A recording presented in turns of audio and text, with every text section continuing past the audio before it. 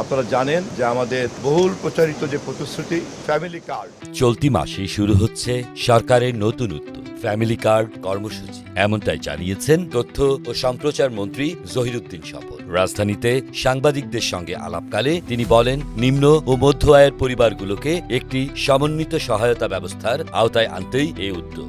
আমরা ইনশাল্লাহ এই মাস থেকেই ঈদের আগেই আমরা আমাদের এই ফ্যামিলি কার্ড বন্টনের কাজ বাস্তবায়ন শুরু করবো ইনশাল্লাহ। সরকারের দাবি, ফ্যামিলি কার্ডের মাধ্যমে নির্ধারিত পরিবারগুলো ভর্তুকি মূল্যে নিত্য প্রয়োজনীয় পণ্য সহ বিভিন্ন সামাজিক সুরক্ষা সুবিধা পাবে।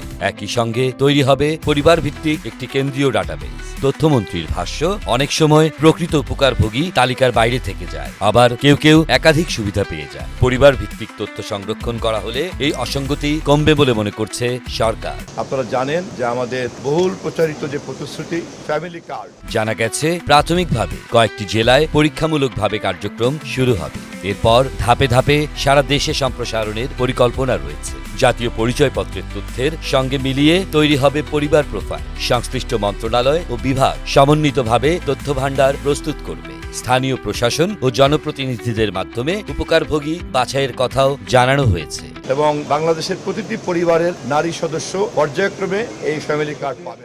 বিশ্লেষকদের মতে, মূল্যস্ফীতির চাপে সাধারণ মানুষের ভোগান্তি বাড়ছে। এই বাস্তবতায় লক্ষ্যভিত্তিক সহায়তা কার্যক্রম কার্যকর হলে তা স্বস্তি দিতে পারে। তবে স্বচ্ছতা ও সঠিক বাছাই নিশ্চিত করাই হবে বড় চ্যালেঞ্জ।